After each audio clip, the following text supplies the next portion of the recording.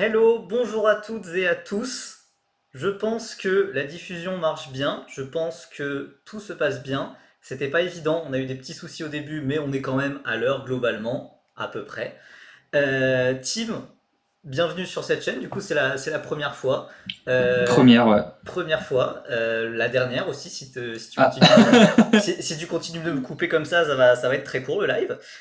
Donc non, non, plus sérieusement, comment ça va? Parce que du coup on est là pour parler de F1 Academy, comment t'as apprécié ce premier week-end de F1 Academy avec des batailles en piste absolument, absolument folles? folle, j'en ai pris plein les yeux, c'était incroyable tout le long du week-end. Le moment où le nom passait en vert et il montait au-dessus d'un autre nom qui passait en rouge sur le live timing qui était un peu bleu foncé, c'était magnifique.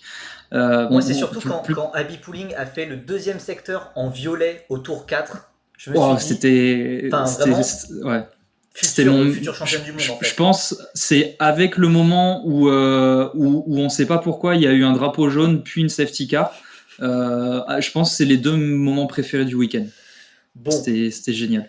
Bon, du coup, évidemment, bon, c'était compliqué de suivre le week-end de F1 Academy. C'était le divertissement à l'état pur. Même la F4 danoise, c'est diffusé quoi les courses. Là, c'était pas le cas. Ça nous rappelait la F4 française des années 2000 quoi. Enfin, à ce niveau-là, c'était assez fou quand même.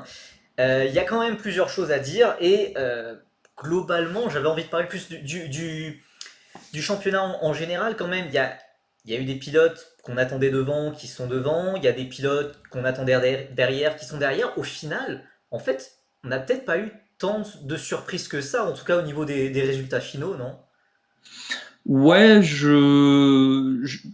finalement, ouais, il y a quelques petites surprises, mais plus de l'ordre de tiens, je l'attendais pas vraiment aussi haut. Enfin, je pense typiquement à Amna El Koubaïsi, que pour le coup, j'attendais pas si haut. A contrario, les nabulaires que j'attendais peut-être un poil plus haut pendant le reste du week-end, mais qui peut-être reviendra sur le reste de la saison. Après, elle a été mise dehors, enfin, elle s'est mise dehors toute seule d'ailleurs, je crois, au premier à la première course. Ouais. Euh, On n'a pas eu donc ça les images explique cela, d'ailleurs. mais non, mais je crois, si j'ai bien compris, ou alors non, je crois que c'est Lola, donc Lovinfos, qui rate son freinage, qui va percuter soit Émilie Dehaeux, soit Schreiner, et qui du coup entraîne les deux autres qui sont obligés un peu d'éviter et qui vont dans le bac à gravier. Je crois que c'est un truc comme ça. Si j'ai bien suivi ce que les gens disaient, enfin les gens sur place racontaient. Je crois qu'il y a eu une histoire comme ça, mais oui, pour revenir au sujet initial, globalement, celles qu'on attendait en haut sont en haut et celles qu'on attendait plus loin sont malheureusement pour elles plus loin. Ouais. Alors, avant de revenir sur les pilotes, j'avais envie de parler quand même du week-end. En fait, globalement, il y a eu énormément de hype sur les réseaux sociaux pendant toute la pré-saison. Et au final, je l'avais dit sur Twitter, on s'est retrouvé avec trois courses le même jour. Et enfin, trois courses, les qualifs, en même temps presque que la Formule 1, qui était à Mm. l'autre bout du monde, enfin qui était non, peut-être pas à l'autre bout du monde quand même, mais qui était en Azerbaïdjan, et qui avait des qualifs sprint, des sprint shootout, des sprints machin.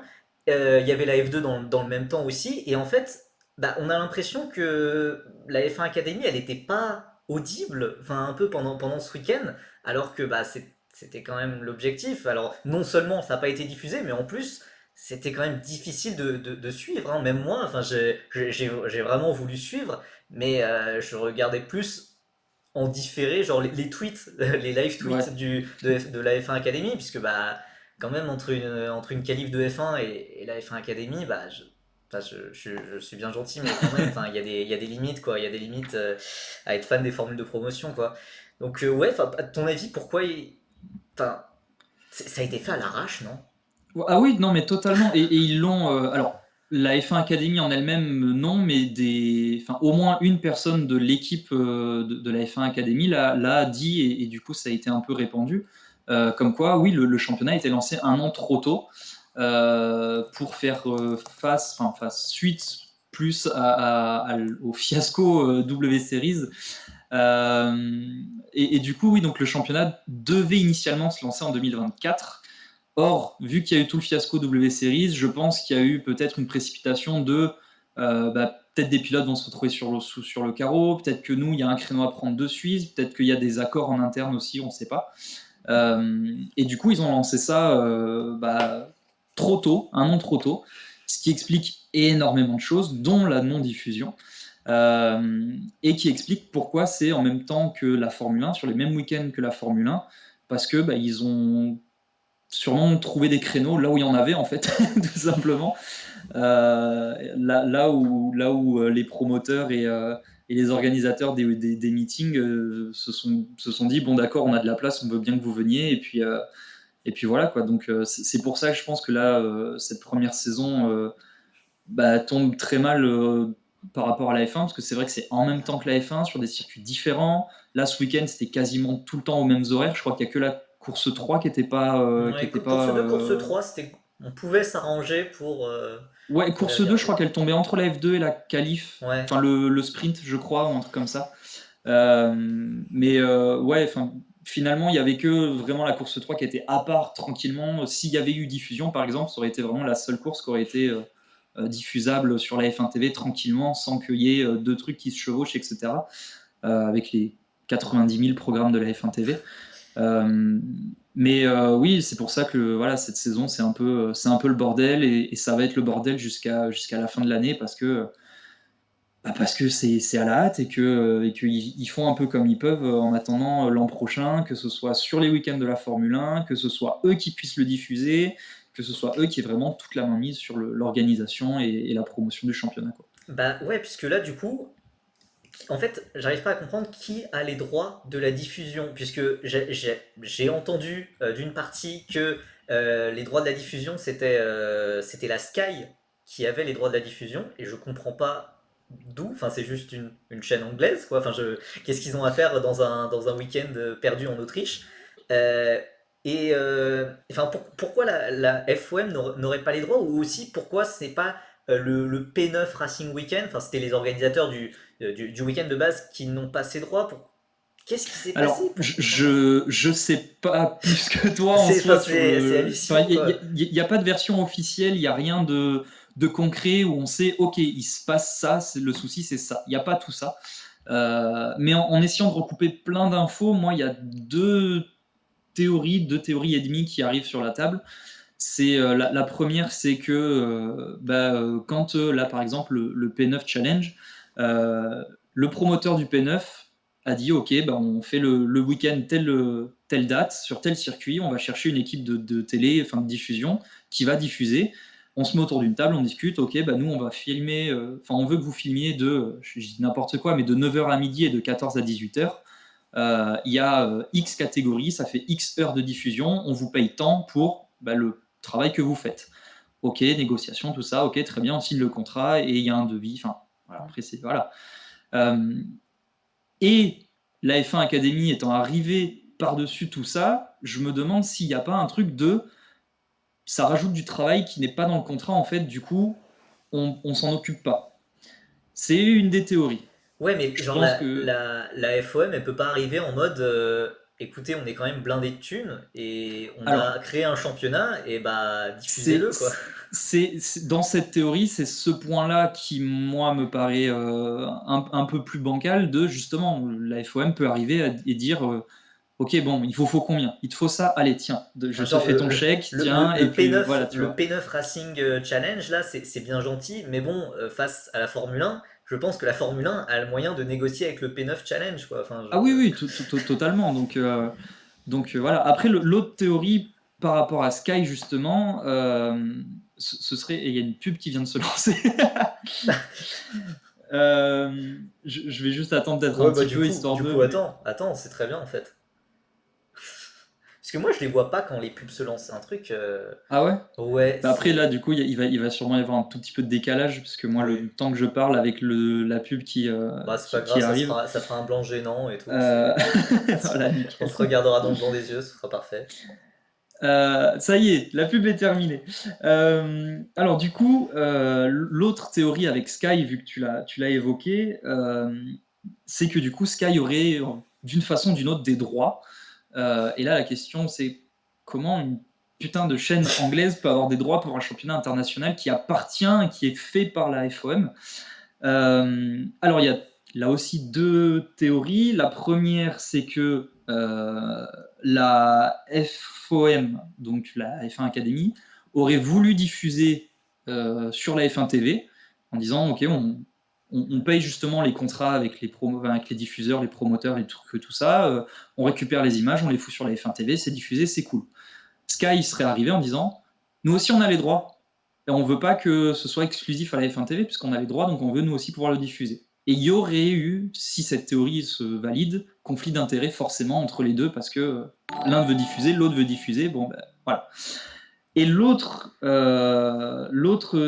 possible théorie par rapport justement au contrat de diffusion de droits de la FOM avec Sky, c'est que peut-être de ce qui aurait été rapporté dans le contrat signé, il y aurait une clause grosso modo comme quoi la Sky est ayant droit de diffuser toutes les formules promotion propulsées par la FOM.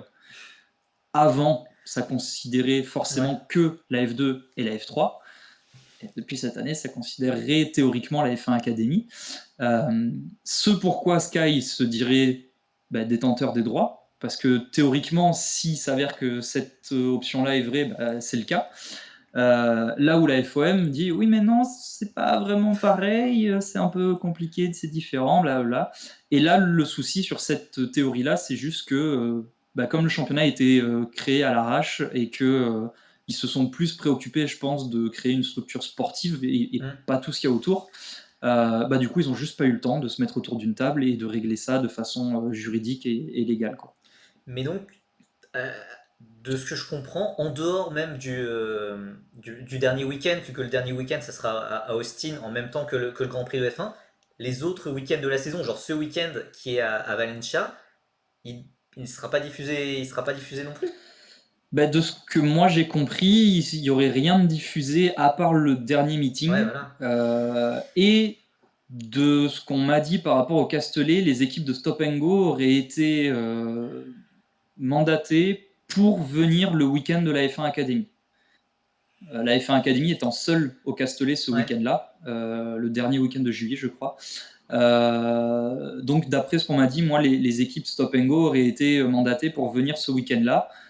Je doute que ce soit pour faire des images promotionnelles du Castellet. En même temps que la F1 Academy, il y a des chances que ce soit peut-être pour la diffuser. Est-ce que ce sera pour la diffuser en direct? Est-ce que ce sera pour en faire les images comme ils font ce week-end et les week-ends prochains? Je ne sais pas.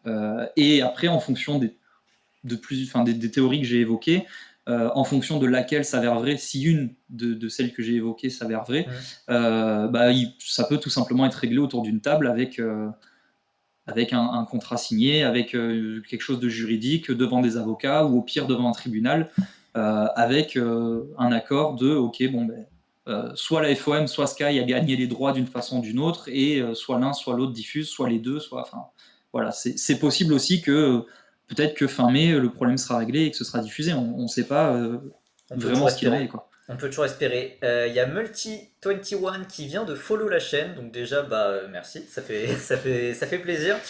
Qui nous demande dans le chat quel intérêt sont diffusion, surtout quand cette formule court loin des week-ends de F1. Comme on l'a dit, je pense que c'est vraiment un peu une saison de chauffe, un peu. C'est une saison faite un peu à l'arrache, et l'air de rien, ça permet à des pilotes de pouvoir rouler en Formule 4. Alors, pour des pilotes comme Abby Pulling, Marta Garcia, elles ne devraient pas être dans des Formule 4, elles devraient être plus haut évidemment, mais c'est quand même l'un des championnats de F4 les moins chers. Moins cher, il n'y a que la F4 France, et il n'y a pas d'équipe engagée, alors que là, il y a l'occasion de bosser avec des équipes, l'occasion de bosser avec des ingénieurs, d'avoir des relations avec des équipes de FRECA, F3, F2, etc. Donc il y a quand même un intérêt. Et puis, il y a des résultats. Même si c'est pas diffusé, on a quand même une idée de la hiérarchie, on a quand même une idée de qui sont les meilleurs pilotes. Mais c'est vrai que c'est un peu chiant quand même pour les pilotes de payer 150 000 euros et que les courses soient pas diffusées. Maintenant, je pense pas que ça va impacter le championnat sur le long terme, vu que dès 2024, ça sera toujours en support des Grands Prix de F1, que ça sera toujours diffusé.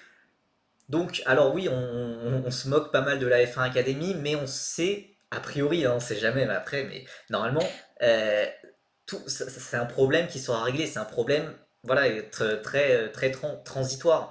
Donc, c'est dommage pour les pilotes de cette année, mais je pense pas que ça impactera le championnat négativement sur long terme. Je pense pas que cette saison va être tellement catastrophique que ça sera la dernière, par exemple. Enfin, je...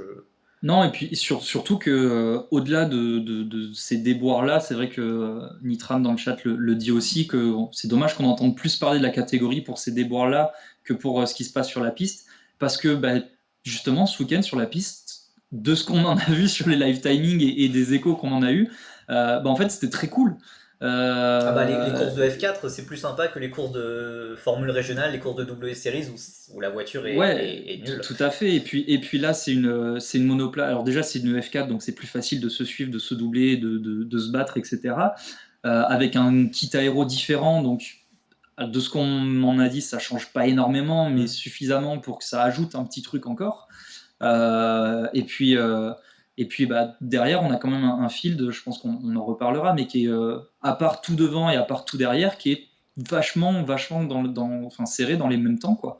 Donc c'est intéressant à suivre. C'est dommage que ce soit pas diffusé pour ça. Et pour les pilotes qui se font chier à avoir des sponsors, à ramener un budget qui du coup n'est pas forcément très mis en avant.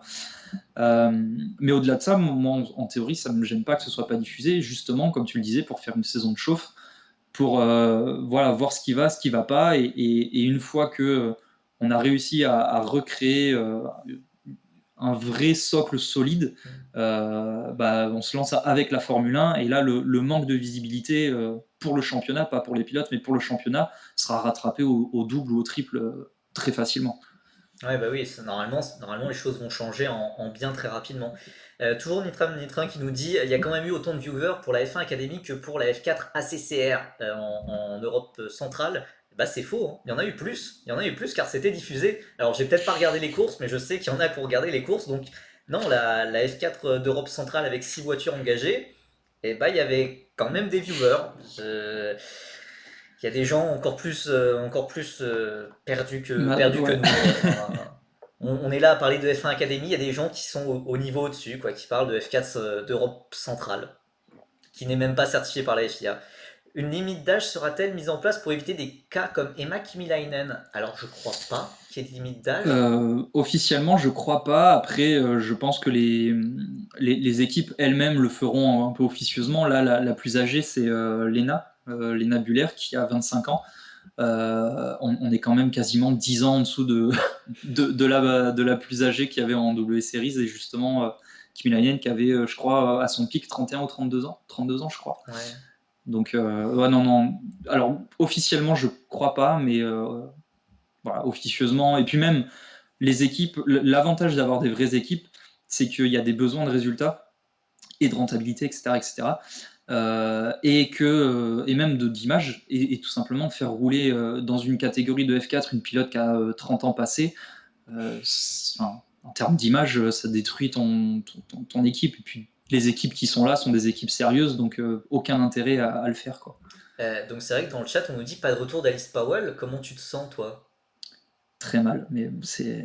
T'es passé au projet Bianca Bustamante de ce que Oui, j'ai voilà, compris. c'est ça. On a, Ok. on a changé, on a bifurqué sur un nouveau projet. On fait comme on peut, quoi. Tonino dans le chat qui nous dit après le limite d'âge, ça sera utile quand il y aura plus de jeunes talents. Là, il faut remplir la grille quand même. C'est pas faux, mais après oui, c'est vrai. Alors en dehors de Hard Grand Prix, qui a pris quand même deux pilotes très âgés de 24 et 25 ans, enfin très âgés pour la F4, hein, bien Pour sûr, la F4, ouais. mais mais sinon je pense pas. En fait, il y a toujours des talents en fait qui viennent du karting. Il y en a par exemple. D'ailleurs, je pense à Nitram dans le chat qui est belge évidemment, qui nous sort sa propagande belge à tous les week-ends. Il y a Sita Van Mert, voilà, le pilote belge de karting, qui teste beaucoup avec Winfield en F4, qui fait des temps qui sont similaires à certains pilotes de F4 françaises, voire même meilleurs. Donc, il y a toujours des pilotes qui viendront, ou je pense même par exemple aux sœurs Babičková. Il y avait Teresa Babičková qui était en W Series, mais il y a aussi toutes ces deux petites sœurs, Eliska et je sais, Petra Babichkova, qui vont arriver, j'imagine, à un moment. Donc voilà, enfin c'est la F1 Academy, c'est comme toutes les autres F4, il y a toujours des jeunes talents qui arrivent. Donc je suis pas spécialement, je Et, suis pas et spécialement puis, inquiet. il faut voir ça comme une saison de lancement, et là où Tonino a raison, c'est que il faut plus ou moins remplir la grille pour cette première saison. Dans 5 ans, 10 ans, très grand max, le championnat sera une Formule 4 classique, s'il n'y a pas eu entre-temps de soucis financiers, ou si le projet n'a pas été abandonné, etc. Mais si le projet continue comme c'est prévu, dans 10 ans, on aura des pilotes qui auront entre 16, 15, 16 et peut-être 18, 19 ans, avec peut-être quelques 3-4 pilotes qui auront tapé les entre 20 et 25 ans.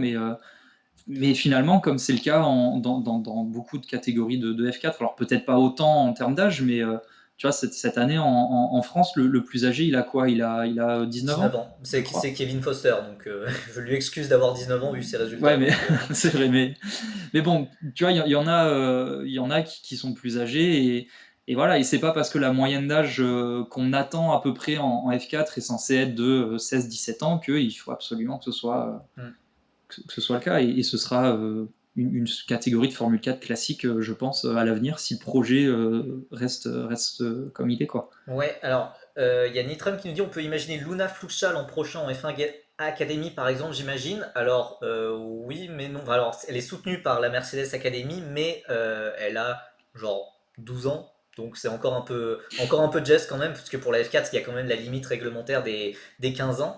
Et surtout Multi21 qui nous dit quel prix pour la championne.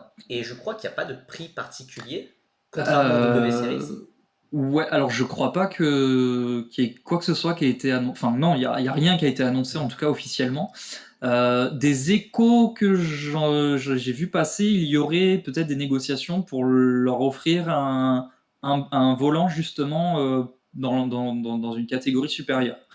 Ouais, mais Euh, ce- après, ce- genre, ce- si c'est pour offrir un volant directement en Formule 3, genre, c'est du suicide ben, absolu, quoi. voilà, c'est pour ça que moi j'ai juste vu passer comme quoi il y aurait des négociations, et je mets bien du conditionnel, hein, Hmm. voilà, hein, c'est du gros conditionnel, qu'il y aurait des négociations pour monter en catégorie supérieure. J'ai pas vu passer de FRECA, de F3, de toute autre catégorie, j'ai juste vu ça. Donc je sais pas si c'est vrai, je sais pas si c'est complètement bidon. Mais voilà ce qu'il en est. En tout cas, officiellement, il n'y a rien du tout qui a été annoncé pour la championne. Après, officieusement, ça sera forcément de la visibilité, Oui. parce que le championnat est très médiatisé pour de la Formule 4, et forcément, la championne sera plus mise en avant que si elle gagnait un autre championnat de Formule 4 lambda, même si le niveau est bien plus intéressant dans un autre championnat, justement lambda, quoi. Ouais. Bah, c'est pour ça, genre, par exemple, aux Zoltar qui nous dit un volant dans une F4 européenne ferait sens, bah, peut-être pas tellement, vu que ça serait une baisse de visibilité. Mais en fait, même, j'ai tendance à penser que même la FRECA est peut-être moins suivie que la F1 Academy, alors que c'est un championnat d'un niveau beaucoup, beaucoup plus élevé. Donc, ouais, je sais pas vraiment. Il y a aussi les tests. Depuis 2 3 ans, il y a plusieurs pilotes féminines qui sont choisies pour faire des tests en Formule 3 FIA à Manicourt d'ailleurs, en France. Ça n'a pas débouché sur grand chose, mais on a plusieurs pilotes de W Series, des Iron Dams aussi. Il y a Dorian Pain qui avait testé la Formule 3, qui avait testé. Ça n'a pas donné grand chose, mais et surtout il n'y a aucune visibilité évidemment sur les temps, Bah ouais. évidemment, et surtout c'est à Manicourt, donc on peut pas vraiment comparer puisque Denis Auger, Victor Martins, ils n'avaient pas roulé sur ce circuit, donc c'était très difficile. Alors il y avait cette expérience sympa qui était diffusée sur les réseaux sociaux, qui était pas diffusée vraiment, mais qui était voilà, il y avait des images sur les réseaux sociaux, genre ouais cool, il y a des filles qui font des tests en Formule 3, mais bon ça apportait pas grand chose. Euh, ouais, si on... Puis, enfin, faut surtout, je pense, déjà la F1 Academy, il faut vraiment voir ça comme un projet de long terme, pour la structure du championnat, en tout cas. Et faut pas voir ça comme la catégorie obligatoire pour les pilotes féminines. Hmm. Je pense que s'il y a une pilote en karting qui ramasse tout le monde, elle a tout intérêt à aller dans un vrai championnat de Formule 4 mixte pour justement continuer à ramasser tout le monde, mais dans une F4 mixte, et en fait sauter cette étape F1 Academy. Pour moi, la F1 Academy est utile pour les pilotes féminines qui n'ont pas le budget ou pas justement suffisamment talent. de visibilité, de contact, Ah. etc. pour avoir des volants intéressants dans ces championnats-là. Ouais, mais après, L'objectif, c'est comme. Enfin, oui, enfin, alors c'est une F4 avec, enfin, qui est moins chère comparée à la F4 italienne, la F4 espagnole, britannique, etc. Mais en fin de compte, enfin, c'est le même débat qu'on avait par exemple pour les W Series. Gagner le championnat de F1 Academy, gagner le championnat 100% féminin, c'est très bien. Mais en fait, il y a toujours ce truc de, on se demande bah, ce qu'elle ferait contre les autres garçons de F4. Et on ne peut pas vraiment savoir à quel point elles sont méritantes. Et c'est le souci de ces championnats. Il y a beaucoup d'avantages à avoir des championnats 100% féminins, mais il y a aussi beaucoup de désavantages. Et c'est le principal inconvénient quand même. c'est pour ça que pour moi, ce championnat-là, sur le long terme, ne doit pas être un passage obligatoire pour les pilotes féminines, Ouais. mais plutôt un tremplin pour celles qui n'ont pas justement le budget ou la visibilité d'aller directement dans une F4 mixte. Parce que finalement, l'idée, au-delà au-delà le côté un peu communication de vous voyez, on fait quelque chose pour les femmes, c'est bien, etc. Parce qu'il y a de ça aussi, Totalement. faut pas faire les hypocrites. Mais il y a surtout, c'est un tremplin aussi en visibilité, en com, etc. pour les pilotes en fait. Et si une pilote arrive, alors cette année non, parce que énormément de pilotes sont connus, en tout cas du monde du sport auto, mais dans 3-4 ans, s'il y a une pilote qui sort du karting, qui arrive en F1 Academy, qui roule sur tout le monde, il y a peut-être des sponsors qui vont se dire tiens, on l'avait pas vu, elle. C'est peut-être intéressant de l'aider, de participer à sa carrière. Et après, sans forcément parler de la Formule 1, parce que c'est pas parce que ça s'appelle F1 Academy que l'objectif est d'arriver en Formule 1. Si ça peut la permettre de monter en F3 et après de bifurquer vers du GT, vers de l'endurance, vers quoi que ce soit, c'est finalement le but d'une formule de promotion. Et pour moi, l'objectif sera 100% rempli si ça arrive comme ça. Oui, totalement. Si ça peut permettre d'avoir encore plus de pilotes professionnels, d'avoir encore plus de Dorian Pain, de Lilou Wadou qui brillent en ce moment en WEC, c'est vrai que c'est tout bénef. Ouais, Multi21 qui nous dit qu'il faudrait un double programme pour les 15 participantes F1 Academy plus une F4, mais ça serait un budget, même si on prend juste la F4 française, ça serait minimum 250 000, voire plutôt 300 000 pour être Ouais, bien 300 000 préparé. plutôt. Ouais. C'est pas possible. Euh, ta, ta, ta, ta. Pourtant, il y en a quelques-unes qui ont pensé de ce que Chloé Chong, je crois, disait, quelques-unes qui ont pensé à avoir un double programme justement dans deux F4. Bah après, Elle si. disait qu'en termes de budget, c'était mort. Et que avoir le double programme pourrait avantager celles qui justement pouvaient le faire. Parce que expérience, parce que plus de roulage, etc. etc. Bah, c'est vrai que s'il y a le budget, ce serait dommage de s'en priver. Hein. Mais voilà, mais apparemment certaines auraient plus ou moins eu l'idée de le faire, pourquoi pas. Donc cette année, je crois pas. J'ai vérifié hier soir en préparant un peu, mais je crois pas qu'il y en ait qui fassent de double programme monoplace en tout cas. Non, je crois pas. Mais voilà, il y en a en tout cas qui ont roulé cet hiver, qui rouleront l'hiver prochain, là où d'autres ne font que de la F1 Academy parce qu'elles n'ont pas le budget de rouler plus, quoi. Il y a Gaël qui nous demande s'il y a un lien pour les highlights de la F1 Academy. J'en avais pas encore vu avant de lancer le live. Non, il y a Et on est toujours censé être rien lundi. et je crois pas que ce soit prévu pour aujourd'hui, même si c'est ce qu'ils avaient dit enfin la semaine dernière. Mais je crois pas que ce soit prévu avant mercredi que justement les diffuseurs internationaux puissent Amusons-nous avec le la F1 faire. Academy. Voilà. Encore des problèmes de droit et de trucs chiants qui se règlent avec un code civil gros comme ça devant un tribunal. Donc, Ok, donc du coup, bah, pas d'image, hormis les quelques vidéos de 30 secondes qui sont sur le compte Twitter de la F1 Academy. Sans la F1 Academy, je n'aurais jamais entendu parler de Maite Cáceres par exemple. Bon, je sais pas si c'est une si bonne chose, mais bon. Et bah justement, parfaite transition. On va reprendre le classement du championnat après ce premier round sur 7. et faire globalement un débrief plus ou moins long quand même selon les pilotes, puisqu'il y a des pilotes qu'on a plus ou moins vus, enfin vus, bref, vous m'avez compris.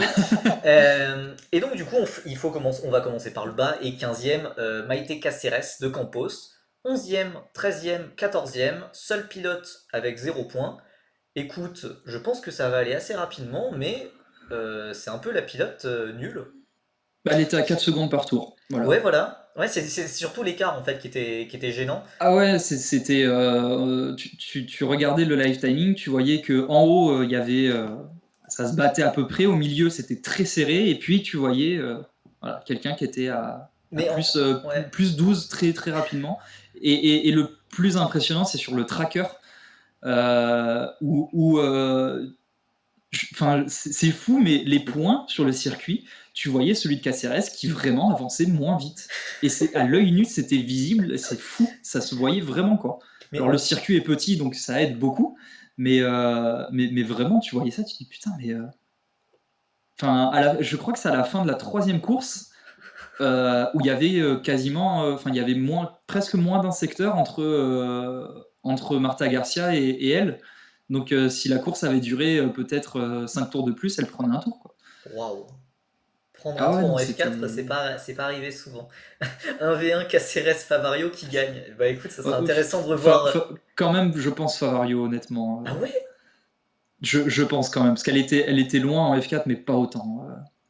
Ah, le duel sera intéressant en tout cas, je pense. Bon, ça reste quand même la première manche, et c'est vrai que par contre, elle avait déjà de l'expérience en F4 et en USF Junior Ouais. aux États-Unis. Donc, bah, c'est vrai que c'est des performances pas vraiment, vraiment pas bonnes du tout, quoi. Enfin, on peut même pas lui dire ah, mais ouais, c'est une rookie et tout, elle débute. Bah, pas vraiment. Donc, Bah non, c'est sa troisième voilà. saison, et ouais, comme tu l'as dit, elle a fait de la F4 en Mais Uruguay. je m'attendais pas à un écart pareil en fait, hein.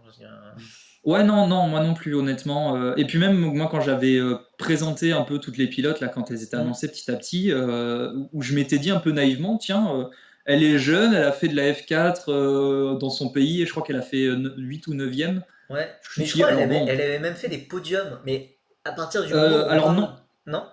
non, moi enfin, en tout cas, de ce que j'ai trouvé, là, 0 victoire, 0 podium, 0 Ah. pôle. Bon, mais en tout cas, Mais c'est vrai que la F4 uruguayenne, oui, euh, après, voilà, il faut relativiser. voilà quoi, 9e c'est. en F4 uruguayenne, Enfin, bon, de base, moi j'ai appris l'existence de ce championnat grâce à Maïté Caceres justement. oui, Donc, oui, c'est totalement, pas hein. du tout certifié Hommage à par la nos amis FIA. uruguayens s'il y en a qui nous regardent, hein, Évidemment, mais bon. on pense évidemment à tous nos viewers uruguayens. Bon, on passe peut-être à des pilotes un peu plus sérieuses. Du coup, en 14e, on a Chloé Grant qui a marqué 3 points pour ART, si je dis oui, pour ART. C'est la Ouais. seule pilote jeune d'ART. Je l'ai pas vraiment vue, je l'ai pas vraiment vue personnellement. Et en fait, je m'attendais à un peu mieux vu qu'en GB4, l'an dernier, elle avait été pas si mauvaise. Donc bon, j'espérais un peu mieux, mais c'est vrai que j'ai pas grand chose à dire de plus sur elle. Ouais, elle a traîné un peu dans le fond du peloton tout le long du week-end. Après, c'est que En sa deuxième course. saison de F4, du coup. Ouais, ouais, ouais, tout à fait. En course 2, elle a eu un souci technique, donc voilà, ça l'excuse. Mm. Après, ouais, là où c'est un poil surprenant, c'est que bah, justement, finaliste Girls on Track l'an dernier, Mm. je l'aurais peut-être attendu plus haut, Mais justement. je pense malheureusement Donc, que enfin, on va voir ce que nous réserve cette année du FI Girls on Track. Donc, pour ceux qui ne savent pas, le FI Girls on Track, c'est une compétition organisée par la FIA et aussi par la Ferrari Driver Academy qui permet à une pilote féminine de rejoindre la Ferrari Driver Academy. On avait eu Maya Veug la première année, on a eu Laura Cantores la deuxième année qui a été jartée d'ailleurs sans ménagement, sans jamais avoir pu rouler en F4. Et en troisième année, Aurelia Nobles qui roule aujourd'hui en F4 italienne chez Prema. Et en fait, bah, en dehors de Maya Veug et Dorian Pain, qui avait été aussi là la première année, bah, on a l'impression que le niveau arrête pas de descendre et que enfin, voilà, c'est de moins en moins bon le niveau moyen de cette compétition, et que du coup les gagnantes qui en sortent sont pas franchement incroyables. Genre Aurelia Nobles, elle a fait des courses déjà l'an dernier au Brésil, au Danemark et en Espagne. c'était loin quand même. Donc, ouais, je sais pas trop où va cette compétition et malheureusement le fait d'être finaliste FA Girls on Track, bah ça avait peut-être plus de valeur à l'époque de Dorian Pain que de Chloé Grant. Mais bon, après c'est peut-être une histoire de génération. Peut-être que cette année ça sera bien meilleur tout simplement. Peut-être aussi, ouais. Bon, on passe à la 13e pilote, Emily de Heus. Emily. Emily de Heus, pour MP Motorsport. Bon, enfin, j'avais fait un thread sur la F1 Academy il y a quelques semaines, quand toutes les pilotes avaient été annoncées, j'avais dit que ce serait une candidate à la dernière place. Bon, Maïté Cáceres a l'air d'avoir pris une longueur d'avance sur le sujet, donc pour moi, ce sera plutôt une candidate pour l'avant-dernière place, mais clairement, c'est une pilote qui n'a jamais montré grand-chose, malheureusement, dans sa carrière, mais qui a par contre des soutiens financiers très importants. D'ailleurs, j'ai été surpris de ne pas la voir justement faire une autre F4 à côté. Euh, donc, je sais pas, peut-être pour pas gêner ses coéquipiers, pour pas provoquer des safety cars, je ne sais pas. J'ai Elle pas... a roulé, elle a roulé cet hiver, si je dis pas de bêtises, Oui, en, aux en Émirats Arabes Unis. F4 Emirati, je crois. Ouais, ouais, c'était pas fameux. Ouais. Comme en F4 espagnol et comme en Espagnol. W Series Ouais, avant aussi. Hein, ouais. C'est c'est, compliqué. c'est- ouais, c'est le souci, c'est qu'il y a de tout et de rien en fait dans ce championnat. Après, c'est la première saison, donc voilà, on va attendre que ça se lance et que sur les années après, il y ait un niveau plus homogène et plus Oui. cohérent. Mais Ouais, ensuite on a Chloé Chong en 12e pour Prema. Et c'était son premier week-end en monoplace, si je ne m'abuse. Donc, ouais, bah, c'est pas si mauvais. Enfin, c'est même plutôt pas mal pour un premier week-end en monoplace. Toutes les autres pilotes avaient déjà roulé avec des F4 ancienne génération ou nouvelle génération. Elle, le premier week-end, bah, elle est dans les points, donc c'est pas mal. Après, elle a une Prema, donc on peut toujours s'imaginer que ouais, Prema, ça reste Prema et que c'est quand même sûrement la meilleure équipe. En tout cas, voilà, c'est ceux qui ont la meilleure expérience avec la F4, avec la F4 nouvelle génération. Donc, c'est un bon début. Surtout pour elle, je pense, va falloir voir la progression au fil de l'année, quoi. oui, c'est ça. 16 ans, comme tu disais, première course, enfin premier meeting de F4. Elle aussi finaliste Girls on Track l'an dernier. C'est peut-être pas bon signe du coup. Il y a pour le coup vraiment une marge de progression et je crois même que c'était. Alors attends, je regarde sur les sessions. Je crois qu'à un moment donné dans le week-end, elle a fait vraiment une bonne qualif ou quelque chose de vraiment cool. Ah ouais. Euh, eh bien non. Ça Non, me je disait rien, confonds. j'avoue. Non, son meilleur résultat, c'est 8e en course 1. Et elle profite de la disqualification C'est de noté Marty. 7e. Mais 7e, du coup. Mais non, globalement, alors il faudra sûrement pas l'attendre, je pense, très haut dans la pyramide de la monoplace. Mais pour un premier meeting, 16 ans, dans des situations compliquées, en plus avec. Parce qu'il a plu ce week-end Ouais. aussi, il y a eu des moments où il pleuvait plus, il repleuvait, enfin, c'était un peu le bordel, donc pas forcément très, très simple. Mais Attends, il y a Nitram qui nous dit dans le chat, attends, si on prend le résultat des essais libres 2 après 14 minutes, c'était pas si mal. Écoute, faut trouver du positif là où on peut, hein. on fait comme on peut, écoute. Non, il y a Tonino aussi dans le chat qui nous dit beaucoup de rien, non. Mais alors, j'ai envie de dire oui, mais aussi c'est normal puisque ça reste un championnat de F4. Et un championnat de F4, si on prend la F4 italienne, la F4 espagnole, la F4 française, que j'adore tellement de tout mon cœur, bah, il y a beaucoup de pilotes. On sait qu'ils vont pas monter plus haut que la F4 et que c'est peut-être leur seule année en monoplace parce que bah, ils méritent. Alors si, de toute façon tout le monde peut mériter d'être en F4, mais voilà, ils mériteront pas d'aller plus haut dans la pyramide de la monoplace. Donc c'est attendu. C'est attendu. Dans un championnat, il faut de tout. Il faut de pilotes qui jouent la victoire, qui jouent les podiums, qui jouent les points, et des pilotes qui sont les derniers. Il faut toujours des derniers, malheureusement. Et bon, c'est vrai que Maïté Cáceres a l'air quand même la grande favorite. Ouais, c'est. Voilà. Bien dit. 11e, Allez, on a Kari Schreiner, la pilote allemande. pour le rappeler, qui avait un palmarès assez fou en monoplace, qui avait fait 44e de F4 allemande en 2015, suivi d'une 43e place en 2016. Donc sur ce, après plusieurs années en GT, elle s'est dit, tiens, la F4 c'était vraiment cool, je vais revenir. Et bah elle a plus de succès, alors évidemment il y a beaucoup moins de voitures engagées qu'en F4 allemande à l'époque, du coup ça lui a permis de gratter quelques points, mais honnêtement elle a un peu rien à faire là. Mais après Ouais, elle est pas perdue, elle est pas perdue en tout cas. non, mais en même temps, j'ai envie de te dire, c'est sa neuvième saison de sport auto, donc heureusement qu'elle est pas, heureusement qu'elle est pas perdue à 4 secondes derrière avec Caceres. Et puis, ouais, non, alors, autant en termes d'âge, parce qu'elle a bon, 24 ans, donc, si, même en termes d'âge, elle a rien à faire là, mais même en termes de pédigré, entre guillemets, elle a fait du GT, elle a fait du touring aussi, je crois. Ouais. Attends que je reprenne. Elle est à. Tu vois, si on parle de stats, en GT et en touring, c'est 38 podiums. Alors, je vous calme de suite, c'est dans des catégories assez obscures. Et voilà. Je crois qu'il y a peut-être un ou deux podiums qui sont dans des catégories de GT assez correctes ou bonnes.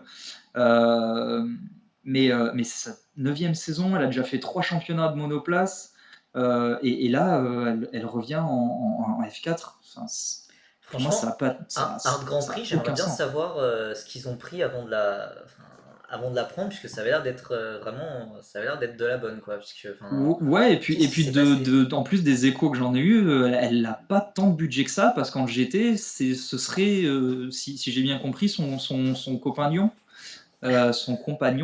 qui la pistonne un peu et qui l'aide à avoir les bons contacts, Bon, on a les bons peut-être trucs, perdu. oui, là. Mais c'est pas comme si elle arrivait avec une giga valise en disant je paye les 3 baquets, donc vous me faites rouler, quoi. C'est Donc je étrange. sais pas vraiment ce que Hart s'est dit en disant bon, ben allez, viens. Peut-être parce qu'il y avait personne d'autre, donc il fallait qu'elle soit là, quoi. Ouais. Oui, Mitra. Bref. 10e note française, qui nous vient de Normandie, comme à peu près 75% des pilotes français. C'est Lola Lovin-Foss qui est montée sur son premier podium de Formule 4. Euh, j'ai envie de dire seulement 10e, puisque moi je l'attendais un peu plus haut au vu des essais, des derniers essais, où elle s'approchait plus du top 5 que de la 10e Mm. place. Donc, après, c'est quand même bien sur un mauvais week-end de sa part d'être quand même sur un podium, d'être quand même présente. Mais perso, je l'attends à jouer un peu plus haut quand même. Ouais, ouais, moi aussi j'attends dans la première moitié du tableau, donc top 7. Et je pense honnêtement que si c'est plus bas que le top 7, ce sera pas une saison réussie pour elle, Hmm. quoi. Donc, et je pense même top 7, c'est vraiment le strict minimum. C'est vrai que, Bah comme ouais. tu dis, je pense le top 5 est ce qui devrait lui correspondre le mieux. Après, bah, y a des pilotes en haut qui ont beaucoup performé ce week-end et qui ont montré qu'elles étaient là aussi. Mais l'un dans l'autre, c'est bien parce que, tout en relativisant le niveau objectif du championnat, il y a quand même beaucoup de pilotes qui sont à peu près dans le même panier. Donc, Hmm. c'est cool. Ouais, C'est très après, cool. Lola, du coup, c'est quand même déjà sa troisième saison de F4. Alors, elle a Mm. pas fait une saison complète l'an dernier, faute de budget. Et elle avait été en F4 espagnol et ça avait été assez compliqué pour elle, puisqu'elle était vraiment dans les pires équipes, globalement aussi, ça n'a pas aidé. Là, maintenant, elle est chez Campos. Campos, voilà, on sait ce que ça donne en F4 espagnol avec Tsoloff l'an dernier, avec Hugh Barter et tout. Campos, ils savent gérer des Formule 4. Donc, normalement, il faut.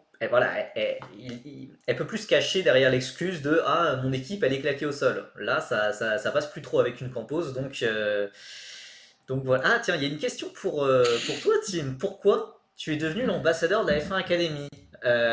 J'en sais rien. Je vous jure que je ne sais pas. Je ne T'as sais pas pourquoi je me suis pris de passion pour ce championnat. t'as senti le vent tourner avec l'Euro Formula qui meurt petit à petit? Alors, ça fait bien longtemps que, que l'Euroformula n'est plus dans mon cœur.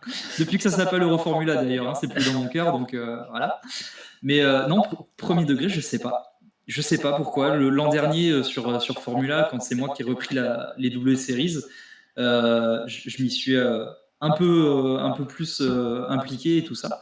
Et je sais pas, peut-être que c'est ça qui m'a un peu mis le pied à l'étrier et tout, mais allez savoir. C'est Ou vrai que peut-être c'est une passion, qu'inconsciemment, je me c'est suis une dit, passion putain, très il y a surprenante quand même. personne, il y a personne qui s'en occupe, il y a un créneau, fonce. Allez, c'est pour toi.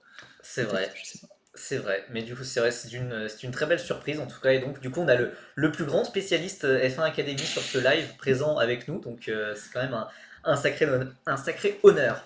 Alors, Euh, je te rassure, en discutant sur le Discord, notamment de Feeder Series, il y a des malades mentaux qui sont beaucoup plus à la pointe que moi là-dessus. Et même moi, je me dis, ah ouais, ah, il y en a, ouais, ils ont, ok. le Oh, Discord de oh. Feeder Series, il y a des pépites, hein, enfin, Ah ouais, il y a des c'est gens, ils fou, hein. savent tout. Tu vois, arriver un vendredi dans la nuit, même pas en soirée, dans la nuit, à débattre sur la carrière d'Irina Sidorkova et de Lena Buller, merde. Ouais, ouais. Ah, et puis là, le salon Formule 4, ça partait sur des grands débats sur la F4 japonaise et les pilotes amateurs, quoi. C'est des grands malades. C'est Ah, des c'est grands des fous, malades. putain. Bon, 9e, on a ensuite Megan Gilks, donc la Canadienne de Carlin, qui est aussi la grande sœur de Nick Gilks, donc pilote de GB3 et d'Eurocup 3. Euh, Megan Gilks, bah, qui a pas été si bonne en fait, qui a vraiment pas été Mm. impressionnante. Elle avait fait des victoires en GB4 l'an dernier, donc c'était pas mal, enfin c'était même vraiment très bon en fait. Et là, elle s'est fait battre par ses deux coéquipières. Et ouais, enfin, globalement, un peu nulle part enfin, nulle part, vraiment au milieu du peloton, avec aucune performance vraiment marquante. Après, c'est que le premier week-end, mais bon, je m'attendais à mieux, bah, comme Nitram dans le chat. Ouais, alors après, il y a eu disqualification de sa voiture Oui, enfin, des trois voitures de chez Carlin en qualif. Après, ça reste anecdotique, hein, parce qu'elle fait 9e en Q1 et alors, quand même 6e en Q2, c'est mieux. Même si ça reste, je crois, derrière ses oui, deux ouais, ouais, ouais. coéquipiers. Ouais. Donc voilà, après, je sais pas. C'est vrai que moi aussi, je m'attendais un peu plus, alors pas forcément en termes de niveau, mais en termes d'expérience. Juste ça, parce que bah, elle a déjà roulé, même je crois, elle a fait la première saison de W Series, si Ouais, je dis pas de c'est ça. bêtises.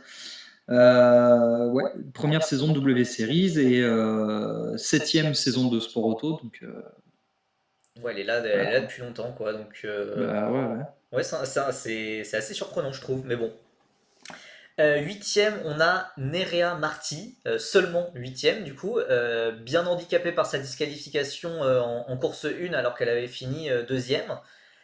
Nerea Marti, je vais la ranger dans le même panier que Marta Garcia, que Alcoubessi, même Pouling, même si pour moi Pouling est la plus talentueuse, mais c'est des pilotes du coup qu'on a vus et revus en W Series et qui du coup ont un avantage énorme. Enfin, surtout on les a vus en W Series et on les a vus jouer la victoire, jouer les podiums quasiment à chaque week-end. Donc c'est des pilotes, on sait qu'elles vont jouer devant. On le sait. Donc forcément d'être la dernière de ce groupe, bah ça la fout un peu mal quoi je trouve. Mais sinon non, c'est un bon week-end mais on s'y attend quoi. Oui, oui, c'est ça. Ça fait partie, comme tu disais, des pilotes qui seront en haut parce qu'elles étaient déjà en haut en W Series et autant cracher sur le championnat, autant le niveau du haut du panier W Series était meilleur que le niveau du haut du panier qu'on a là en F1 Academy. Donc, si elle arrive enfin, si elle arrivait à aller taper Paul et je crois pas qu'elle ait gagné en W Series, Je crois pas non mais je crois plus. qu'elle a pris une pole. Oui, Peut-être je à crois. Miami l'an dernier, si je dis pas de Après, je bêtises. confonds beaucoup avec Marta Garcia et avec Belen Garcia. Je les confonds les Mais trois, donc. ouais, moi aussi, pour être honnête. Mais je crois en tout cas que, enfin, en tout cas, c'est sûr qu'en double séries, elle était, elle arrivait à jouer dans le haut. Hmm. Donc il n'y a pas de raison qu'elle joue pas dans le haut, qu'elle joue pas dans le haut en F1 Academy. Et comme tu disais, sa disqualification l'a pas mal handicapée parce que tu lui rajoutes les points qu'il faut là pour la deuxième place et ça l'a fait remonter. Bah, peut-être top 3, top 3 5, minimum. top 3, hein, Ouais. je sais pas, c'est combien. C'est le même C'est barème le qu'en même Formule barème, 1, je donc crois, hein. 18 points, quoi. Elle s'est fait Donc, voler 18 points, donc. ouais, donc c'est ça, ouais, ça lui fait 30 et quelques, donc ouais, troisième, ouais. Ouais, c'est vrai que ça la fout mal comme ça. Ensuite, on a septième, ta grande amie Lena Bühler. Donc la pilote suisse, pilote francophone, qui comme l'autre francophone, Lovin Foss, a été un peu en dedans. Enfin, je l'imaginais plus haut, au final seulement septième, et elle est bien aidée par le podium avec la course à grille inversée. On rappelle aussi qu'elle fait partie de la Sauber Academy, au même titre que Théo Pourchaire. Donc attention, hein, Théo Pourchaire, il a peut-être pris la tête du championnat de F2 hier, mais attention, il y a de la pression derrière, hein, il y a de la pression. Ouais. Alors pour sa défense, elle a été totalement victime du coup en course 1 où elle a été, elle a pas eu le choix que de se foutre dehors pour éviter l'accrochage avec Lola, etc. Mais après, oui, non, c'est sûr que son week-end est correct, mais pas bon dans le sens où on l'attendait forcément plus haut, parce que bah, justement, comme Lola, à la fin des essais, Bah elle ouais. était beaucoup plus proche du top 5, voire même top 3. Et justement, moi, après tous les essais hivernaux, entre guillemets, et tout qu'il y a eu, je me suis dit, allez, petite prédiction un peu marrante, je la mets en surprise sur le podium final. Bon, au final, je suis retourné sur ma prédiction avant essai, où je laisse Hamda Al-Koubaïsi sur le podium final. Mais Ouais. Ben, en fait, pendant l'hiver, je m'étais globalement laissé convaincre par Alejandro, qui est très présent sur le Discord Feeder Series, qui est un grand fan de Lena ouais, Bühler pour une raison qui m'échappe, et qui la défendait. Puisque moi, Lena Bühler, je l'avais très vite rangée dans les pilotes qui n'ont rien à faire globalement dans la catégorie monoplace, car en 2 ans de Freca, alors en un an et demi de Freca chez Air elle avait été nulle part. Alors que Race, c'est un top team, qu'elle avait eu comme coéquipier Adrien David, Isaac Adjar, Zayn Maloney, Gabriel Bortoleto, etc. Et que bah, elle finissait globalement dernière ou avant-dernière du championnat avec 0 points. Donc je l'avais direct voilà, jeté quand j'avais vu son annonce qu'elle rejoignait la F1 Academy, qu'elle rejoignait la Sauber Academy, je me suis dit mais c'est pas possible. Et en fait, la théorie d'Alejandro, de ce cher espagnol, c'est que globalement, en F4 espagnol, avant ça, elle avait montré des trucs plutôt pas mal. Ce qui est vrai dans les résultats, elle avait montré des trucs plutôt pas mal. Et qu'elle a été très handicapée récemment par une blessure qu'elle avait eue aux essais de pré-saison, qui l'avait d'ailleurs fait manquer une ou peut-être même deux, trois manches du début de saison de Freca. Et que globalement, elle s'était pas vraiment remise à 100% de cette blessure. Et que en 2023, avec la F1 Academy, là c'était bon. Elle s'était enfin remise totalement de la blessure. Et du coup, on allait voir ce qu'on allait voir. Bon, c'est vrai que les essais montraient, c'est vrai, abondaient dans ce sens. Bon, au final, là, c'est septième et le rythme général n'était pas incroyable. ouais, et puis après, bon, c'est le premier meeting, il y en a 6 autres pour 21 courses en tout. Donc, bon. Oui, oui. Alors, il y Voilà, a elle a le temps de se rattraper, on va dire. ouais, Nitram qui nous dit c'est une théorie du style Prema a désavantagé Chadwick en formule régionale en 2020 pour moi et c'est vrai que je suis assez d'accord. C'est enfin ce qu'il y a, le sport auto, surtout les formules de promotion, c'est quand même un milieu très obscur et c'est toujours très facile d'inventer des rumeurs dans tous les sens. Ça peut aller très rapidement et c'est vrai que, enfin, dans un sens comme dans l'autre, hein, pour défendre ou pour attaquer des pilotes. Donc c'est vrai que, bon, on va lui laisser le temps, on va voir, hein, peut-être au fil de la saison, Alejandro aura raison. On passe maintenant à la nouvelle chouchoute de team. Donc c'est la Philippine Bianca Bustamante, sixième, avec un très beau podium sur la course 1. Malheureusement en course 3, elle a calé au départ. Alors enfin, Ouais. en tout cas, elle a pas pu prendre le départ malheureusement. Elle est pas partie autour de formation, du Ouais. coup, ouais. Et Bianca Bustamante d'ailleurs qui a eu un petit gain d'exposition médiatique, notamment en France, quand Esteban Ocon a parlé d'elle à Dwagby, enfin sur l'émission de Gotaga, je crois, puisqu'ils s'entraînent au même endroit à 3-2-1 Perform dans les Alpes. Et il avait été vraiment impressionné par la motivation de cette pilote. Et le début de saison est très bon. quand même pour Bianca Bustamante, qui avait déjà marqué quelques points en F4 Emirati chez Prema déjà. C'est vrai que là, le début de saison est plutôt pas mal. L'an dernier, elle avait été promue trop rapidement en W Series. C'était sa première année en monoplace. Et bah, normalement, première année en monoplace, tu vas en F4. Tu vas pas en Formule régionale, qui sont des voitures qui n'ont rien à voir, qui sont extrêmement lourdes, extrêmement difficiles à gérer pour des rookies. Là, elle est dans un championnat qui est de son niveau, qui est un championnat de F4. Elle doit être en F4. Et elle se débrouille vraiment pas mal. C'est l'une des meilleures. Alors, globalement, on peut dire que tout le monde est toutes ces pilotes sont des rookies, mais celle-là, c'est quand même une vraie rookie, j'ai envie de dire, et elle s'en sort vraiment très bien, quoi. Ouais, puis je trouve que c'est peut-être l'une des plus cohérentes, avec peut-être deux, trois autres, mais l'une des plus cohérentes dans le projet F1 Academy, Mm. avec justement sa alors, première saison de F4, deuxième saison en monoplace, mais bon, voilà, même si les double séries l'an dernier, comme tu l'as dit, on met un peu de côté. 18 ans, elle a des résultats en karting de son côté du monde, Philippines et un peu Asie, je crois, qui sont OK, sans être flamboyants, mais OK. Donc il y a peut-être quelque chose à creuser justement avec Bianca Bustamante. Et puis, mine de rien, le fait que Esteban Ocon loue un peu son travail et son envie de travailler plus parce qu'elle a peut-être besoin de travailler plus, parce qu'elle a envie aussi de travailler plus, de progresser, etc. Rajoute un peu, je trouve, au narratif de allez, allez, Bianca, tu peux le Bah faire, oui, non allez, mais tu vois. c'est ça, en fait on a plus envie d'être derrière les jeunes rookies qui arrivent, puisque si elles battent des pilotes comme Marta Garcia, comme Abby Pooling, des pilotes expérimentés qu'on a déjà vus en W Series et dont on sait globalement leur plafond de verre, on se dit que si elles arrivent à les battre, bah il y a moyen de gratter encore un peu plus haut, quoi. Oui, c'est ça. Alors après, faut mesurer. Enfin, moi en tout cas, je vais clairement pas l'attendre en F3 ou peut-être même pas en Freca. Mais pour moi, c'est peut-être une pilote qui a quelque chose à creuser, justement, peut-être du côté du GT ou de l'endurance, Mhm. parce qu'elle a peut-être un coup de volant qui est suffisamment bon pour performer dans ces catégories-là. Et elle est encore jeune et elle a peut-être le potentiel, s'il est modelé suffisamment tôt, pour justement pouvoir avoir un très bon niveau dans ces catégories-là. On sait que la monoplace, c'est ultra restrictif.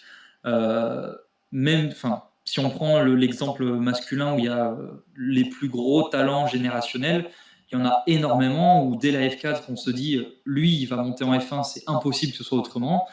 Et arrivé en F3, tu te rends compte que tu as des mecs qui sont deux fois plus forts que lui, alors que tu te dis, mais putain, mais pendant 2 ans, il a roulé sur tout le monde, comment ça se fait qu'il soit derrière maintenant? Enfin, donc c'est pour ça que je ne l'attends pas beaucoup plus haut en monoplace, mais ailleurs, oui. Et encore une fois, comme je disais plus tôt dans le live, pour moi, la F1 Academy est une formule de promotion comme une autre. Et tant que le projet est de permettre de donner de la visibilité et d'aider ces pilotes à tendre vers du professionnel, c'est l'objectif qui est rempli, hein. Hmm. Après, c'est vrai que l'objectif l'objectif de la F1 Academy, en tout cas vu comme ça a été présenté, c'était d'envoyer des nouvelles pilotes en Formule 3, en Formule 2 et d'avoir la nouvelle Léla Lombardie, etc., etc. Ça serait plus la cerise sur le gâteau, j'ai envie de dire. Et Oui, c'est peut-être, enfin, c'est un objectif qui est en soi, qui peut être réaliste dans le sens où bah, les cracks générationnels, enfin, on ne sait pas quand ça arrive, en fait c'est assez imprévisible, donc ça peut totalement arriver, tout comme ça peut ne pas arriver avant 10, 15, 20 ans, on sait pas du tout, ou ça peut peut-être arriver l'an prochain. Euh, donc c'est vrai, mais déjà donner plusieurs pilotes professionnels, ça serait déjà de, de bon niveau, voire d'un très bon niveau dans les différentes catégories, ce serait déjà un très bon objectif. Il y a eu un petit débat dans le chat sur Jamie Chadwick, donc la triple championne, la triple tenante du titre des W Series. Les W Series d'ailleurs qui existent encore officiellement, légalement, même si tout le monde quitte le navire. Les W Series existent encore. Jamie Chadwick, ça donne quoi en Indie Next d'ailleurs? J'avais vu la première manche qui était pas top, mais où est passée la hype? Et ben la hype, elle est partie depuis la hype Jamie Chadwick, elle est partie depuis 2020, depuis sa saison de Formule régionale avec Prema. Et malheureusement, c'est vrai que j'avais un petit espoir quand même pour Jamie Chadwick, qui a quand même battu tout plein de pilotes en W Series. Mais là, en Indy Next, c'est très compliqué. Elle est avec Andretti, donc qui est quand même l'une des meilleures équipes. Et je vais pas dire qu'elle est larguée, elle n'est pas larguée, mais elle joue les 3 dernières places, quoi. Elle joue les 3 dernières places, et c'est vrai qu'avec les accidents qui peuvent se passer devant, elle peut peut-être se rapprocher du top 10, mais c'est pas à la régulière, c'est pas dans le rythme, et c'est pas une histoire de elle a moins d'expérience ou quoi, puisqu'elle est très loin d'être la meilleure rookie. Donc, ouais, c'est compliqué. L'Indy Next, pour ceux qui ne savent pas, c'est le nouveau nom de l'Indy Lights, donc l'antichambre de l'IndyCar. IndyCar, ouais. Et je sais pas, j'ai pas envie de dire que c'était peut-être un peu trop élevé, puisque c'est vrai que ça aurait pu faire sens, ou peut-être de passer en Indy Pro 2000, donc la catégorie qui est juste en dessous dans la pyramide américaine. Je sais pas, c'est décevant en tout cas, c'est décevant, mais bon, c'est vrai qu'il n'y a plus vraiment de hype Jamie Chadwick depuis quelques années malheureusement. Est-ce qu'il y a un power steering en Indy? Je crois, non, pas non. Enfin en Indy Next en tout cas, je sais pas, je ne pense pas. Je ne pense pas, mais j'avoue ne pas suivre assez intensément les courses. Déjà, j'essaye de suivre ce qui se passe en Europe, ce qui se passe aux États-Unis, c'est plus compliqué. Et puis Infinito, oui, alors on a parlé de l'objectif de la F1 Academy qui était de donner de la visibilité. Comment suivre sans diffusion? Ça revient alors à ce qu'on disait en début de live, que cette saison c'est une saison de chauffe et que malheureusement va falloir s'y faire, que cette saison ça va être compliqué à suivre. Il y a quand même Twitter, il y a quand même tous les réseaux sociaux, voilà, on va continuer quand même à parler de la F1 Academy, mais c'est vrai qu'on va pas pouvoir suivre les courses, à part peut-être le dernier week-end à Austin, et que le vrai championnat débutera vraiment en 2024, quand ça sera en même temps que les week-ends de Formule 1 sur les mêmes circuits, et que ça sera vraiment diffusé. Voilà, pour la F1 Academy sur le long terme, le projet semble cohérent en tout cas. On peut passer à la pilote qui est en 5e position et que j'attendais absolument pas. C'est la cousine de Johnny Edgar. C'est Jessica Edgar, 7e de GB4 l'an dernier, et bah, qui a été très impressionnante, comme ses coéquipières, comme Abby Pouling, comme Megan Gilks. Elle avait été disqualifiée en qualification pour infraction technique de toutes les Carlines, et elle a fait des superbes remontées. Elle a fini 4e de la course 1, et avec la disqualification de Nerea Marti, ça s'est transformé en un premier podium. Et bah, globalement, oui, elle nous a fait de très belles remontées, et ouais, je l'attendais vraiment pas là, c'est très surprenant. Ouais, et puis c'est très bien de l'avoir là, parce qu'elle est jeune, elle a 18 ans elle aussi. Elle a fait qu'une saison de GB4 l'an dernier, donc c'est sa deuxième saison en monoplace. Et comme Bustamante, finalement, elle est elle aussi pleinement dans le projet F1 Academy d'avoir une saison en Formule 4 avec l'âge qu'il faut, avec le potentiel éventuel qu'il faut. Et là aussi, c'est bien de l'avoir à ce niveau-là, de l'avoir progressé. Et très honnêtement, si elle avait été beaucoup plus loin, je n'en aurais pas voulu parce que disqualifiée en qualif, donc à chaque fois partie en fond de grille, et à chaque fois remonter 4e, 11e et 8e, enfin 12e et 8e, mais avec les disqualifications, ou non, non, non, non, Ouais. 4e, 11e et 8e. Mais avec la disqualification de Marty, comme tu l'as dit, c'était le podium. Très opportuniste d'ailleurs, parce que ça s'est battu, si je dis pas de bêtises, pour le podium justement en toute fin de course 1, et elle est restée un peu en retrait, et elle a eu raison, parce qu'en opportuniste, elle prend ce podium qui est, je pense, même pour le moral, vraiment bien, pour une première course en F4 comme ça, enfin dans ce championnat en tout cas, de se dire que tu peux aller chercher le podium quand tu pars très loin, ça doit être un boost vraiment, vraiment bon, quoi. Ouais, mais puis du coup, bah, j'ai envie de voir ce qu'elle peut faire en ayant des vrais qualifs, en n'étant pas disqualifiée, puisque même lors des qualifications, elle avait déjà été très impressionnante. Elle avait fait 3e de la deuxième séance de qualification. Déjà là, pour moi, c'était l'énorme surprise. Et donc, elle a confirmé en course en faisant des sacrées remontées. En plus, la GB4, c'est des F4 ancienne génération. Donc là, c'était vraiment sa première course avec ces nouvelles voitures, avec ces nouvelles F4. Donc, bah, ouais, il y a beaucoup de motifs d'espoir Mm. Pour Jessica Edgar. En tout cas, c'est Bah, chapeau. en qualif, c'est du top 5 sur les deux séances et sur l'ensemble du week-end, ça reste très bon, à part la course 2 où là elle a eu plus de mal, mais Gilles a eu plus de mal aussi, donc elle termine devant et je pense honnêtement, alors on va pas lui demander de finir devant Pouling parce que voilà, devrait être championne à la fin de la saison ou en tout cas à la lutte pour le titre, mais terminer devant Gilles ce serait déjà un très bon résultat pour elle, quoi. Ouais, bah, ouais.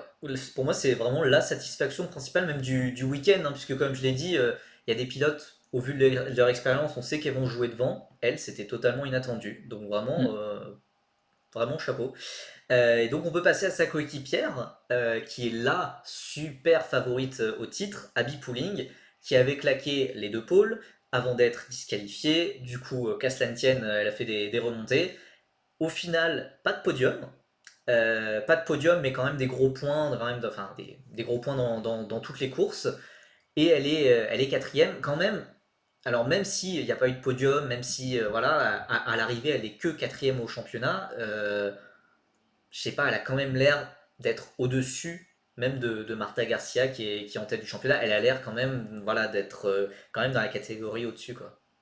Bah, elle limite déjà énormément la casse parce que Ouais, je suis pas sûr que même si Marta Garcia, je pense, est au-dessus du lot avec Abby Pouling, je suis pas sûr qu'elle ait pu remonter, enfin qu'elle aurait pu remonter autant. Abby Poulig limite énormément la casse. Et puis, alors moi j'ai été alors déçu, c'est un très gros mot pour le sentiment que j'ai reçu, enfin que j'ai senti, ressenti. Un poil frustré peut-être de l'avoir bloqué souvent en course derrière d'autres pilotes, là où bah, justement, on va en parler en suivant, mais Amda Kubaisi, elle, doublait et arrivait à remonter. Et même où Jessica Edgar réussit à terminer devant en course 1. ouais. Euh, Bah, c'est vrai que la donc, différence justement entre Pooling et Edgar bah, n'était pas si grande en fait. mais ouais, finalement, il n'y a pas une énorme différence. Alors ça se voit plus enfin, en course 3, mais je pense, vu que tout était le même jour, il y avait peut-être de la fatigue, et c'est là où l'expérience et peut-être le travail aussi, parce que Pooling, membre de l'Alpine Academy, doit travailler différemment et peut-être, alors peut-être pas plus, mais physiquement peut-être un peu plus, si, que Jessica Edgar. Et je pense que ça se ressent à ce niveau-là, mais en termes de performance pure, c'était assez proche, quoi. Et comme je le disais il y a 5 minutes, Jessica Edgar, on l'attend pas devant Abby Pouling. Par contre, Abby Pouling, on l'attendrait bien devant ses coéquipières au moins, quoi. Donc après, ça reste un bon week-end par rapport à la double disqualification en qualif. Et si elle était partie en pôle en course 1, course 3, je pense qu'elle aurait gagné. Le résultat aurait été tout à fait différent et on aurait dit quel week-end incroyable de la part d'Abby Pouling. Donc Ouais, ouais, c'est à relativiser quand même, ouais. voilà. En troisième, ensuite, on a la petite sœur Al-Kubaisi. J'imaginais un ordre différent, mais Hamda Al-Kubaisi est troisième derrière sa sœur. Aussi, faut pas oublier qu'en Q1, elle avait eu un problème mécanique a priori. Et que aussi elle a eu des essais très compliqués puisqu'elle avait été blessée à la dernière Ouais. course de F4 Emiratis qui a quand même empêché quand même de faire beaucoup de journées de tests comparé aux 14 autres pilotes. Donc elle partait quand même avec un gros désavantage. Elle est quand même troisième au championnat, elle a fait un podium. Et voilà, c'est vrai, comme tu l'as dit, elle a semblé pouvoir remonter facilement. Et enfin, on sait que ça jouera devant. D'ailleurs, c'est assez intéressant de voir euh, en fait les sœurs Alcoubessi face aux autres pilotes, aux top pilotes des W Series, puisque les sœurs Alcoubessi, elles avaient toujours roulé en F4 italienne, en Freca ou des choses comme ça, et de voir cette confrontation face à des pilotes qui ont été un peu séparés, séparés des garçons en W Series. C'est intéressant de voir cette confrontation et du coup les sœurs Alcoubessi sont quand même dans le rythme. Surtout moi ce qui m'a vraiment impressionné c'est Amna Alcoubessi que enfin, pour moi, elle était vraiment pas bonne du tout, quoi. Mais elle s'en est super bien sortie avec non seulement la victoire en course à grille inversée, mais aussi vraiment un très bon rythme tout le week-end. Je persiste à croire que Hamda, elle sera quand même devant, mais ouais, c'était un très bon week-end des deux sœurs Al-Kubaisi. Ouais, alors moi aussi je pense honnêtement que Hamda va rapidement passer devant au classement et qu'elle devrait terminer devant à la fin de la saison. Euh, alors j'ai été impressionné par Hamna aussi parce que je l'attendais vraiment pas si haut. Mm. Il y a eu un week-end solide. Alors la grille inversée l'a aidé à remporter la course, voilà enfin, la course 2. Mais ça reste quand même un podium en course 3 à la régulière, parce qu'il n'y a pas eu tant de sorties, d'accrochage, etc. en course 3. Euh, Là où en course 1, elle aurait pu, justement, vu qu'il y a eu plus de grabuge, peut-être en profiter. Par contre, pour revenir sur Hamda, moi, ce qui m'a vraiment impressionné, c'est ses départs. Elle partait, elle aussi, du fond de grille, Ouais. grosso modo. C'était soit dixième, soit quatorzième, donc loin. Ouais. Et, euh, et à chaque fois, en un tour, elle remontait 4-5 places faciles. Et justement, avec Alejandro sur le Discord, moi je regardais Pouling, je me dis, ah putain, c'est bien, Pouling, elle a gagné 4 places au départ. Il me disait, ouais, mais regarde, Amda, elle en a gagné 6, elle est 2 places devant Pouling alors qu'elle partait derrière. Tu vois. Mm. Ah oui, c'est vrai. Et tout le long du week-end, ses départs étaient impressionnants. Et je pense honnêtement que si elle n'avait pas eu ce problème-là en Q1 et si sa blessure se remet correctement, qu'elle sera à attendre dans le très haut du panier et je la remets dans mes pronos en troisième au classement général à la fin de l'année. Ouais, c'est intéressant. Du coup, on voit quand même que moi j'avais vraiment peur que ça soit un cavalier seul de Abby Pooling, un peu comme Chadwick en W Series, mais ça a l'air d'être plus serré que prévu entre Pooling, Hamda Al-Koubessi et du coup Marta Garcia. On n'en a pas parlé encore, mais Marta Garcia qui a vraiment dominé, qui a vraiment Mm. assuré voilà, de double victoire, double pole position avec la disqualification d'Abby Pooling. Elle a assuré, alors c'était parfois avec quand même des batailles, elle a dû résister notamment à Nerea Marti en course 1, mais c'était quand même un week-end très solide, on l'a pas vu aussi solide en W Series, et donc bah, c'est quand même elle a pris quand même une très bonne avance au championnat, elle a quand même 22 points d'avance, c'est pas rien après un week-end quoi. Mm. Ouais, c'est ça. Ouais. Première course, une belle victoire en première course, où elle, comme tu disais, elle se bat avec Nerea Marti, elle se fait doubler, elle arrive à redoubler Ouais. enfin, très proprement au virage 3, donc après la remontée là, en Autriche. Et après, à la mi-course, elle a pris de l'avance et je crois qu'elle gagne avec 2 secondes et demie d'avance ou un truc comme ça. Je sais plus trop, mais je crois que c'est ça, 2 secondes ou quelque chose comme ça. Et en course 3, quasiment, je dis bien quasiment pas inquiété, jusque dans le ou l'avant-dernier tour où Hamda Al-Kubaisi la revenait. Je pense qu'il y aurait eu peut-être un ou deux tours en plus, elle finissait deuxième. Mm. Mais il y avait 17 tours, on lui demandait de rester solide pendant 17 tours. Elle est restée solide pendant 17 tours. Donc au final, c'est une victoire méritée, solide, un très très gros week-end. Là où moi je l'attendais deuxième, peut-être que peut-être qu'elle va pouvoir venir embêter Pooling et peut-être la détrôner en fin de saison, qui sait. Ouais, ouais, non, ça peut être une saison vraiment intéressante avec ouais, Alcoubessi, Pouling, Garcia. Et après, moi j'ai vraiment envie de voir les rookies essayer de se battre devant, avec surtout Edgar et Bustamante. Bon, évidemment, si on peut avoir notre française de la Lominfos qui peut se rapprocher de ce groupe-là, ça serait très cool. Malheureusement, j'ai quand même quelques doutes, mais bon, on peut toujours essayer de voir. Et surtout, après, j'ai envie de me dire, il y aura peut-être une très belle bataille pour le titre, mais après, ouais, c'est ça. Pourquoi derrière? Genre, après cette saison de F1 Academy, Marta Garcia, Alcoubessi, Pouling, qu'est-ce qu'elles vont faire? Genre, c'est des pilotes qui devraient être en Freca, si elles veulent rester en monoplace, ou en wake, en GT, que sais-je encore. Euh, en fait, je comprends pas vraiment l'intérêt de redescendre en Formule 4, puisque bah voilà, elles vont se battre pour le titre, elles vont gagner le titre très certainement. Et ensuite, c'est quoi l'objectif? J'ai vraiment du mal à comprendre. Je sais que c'est une saison de chauffe, comme on a dit, mais c'est vrai que cette saison est très bizarre, hein. Oh, ouais, c'est vrai que l'avenir, en tout cas pour ces pilotes-là, je sais pas trop. Autant il y en a qui ont déjà commencé. Je crois que Marty a déjà un programme en parallèle d'ailleurs, je crois, de la F1 Academy en GT, Ouais, si je dis pas de ouais, bêtises. Donc elle a, voilà, elle a déjà sa porte de sortie. Il y en a d'autres. Schreiner pourra retourner en GT, en TC. Voilà, il y en a plein qui ont leur porte de sortie. Il y a pas de souci. Après, c'est vrai que Pooling peut-être profiter d'Alpine pour aller du côté de l'endurance. ouais. Garcia peut-être Prema Ferrari, peut-être, je sais pas, pour aller chercher quelque chose aussi. Euh, Après, les sœurs Al-Kubaisi, En fait, ouais, voilà, c'est difficile de voir honnêtement, là, le. je bloque parce que autant Hamda, je pense qu'elle peut réussir à se débrouiller ailleurs et peut-être aller faire une saison de formule régionale un peu poussive et peut-être gratter quelque chose après. C'est saison qu'elle a déjà faite, hein, du coup.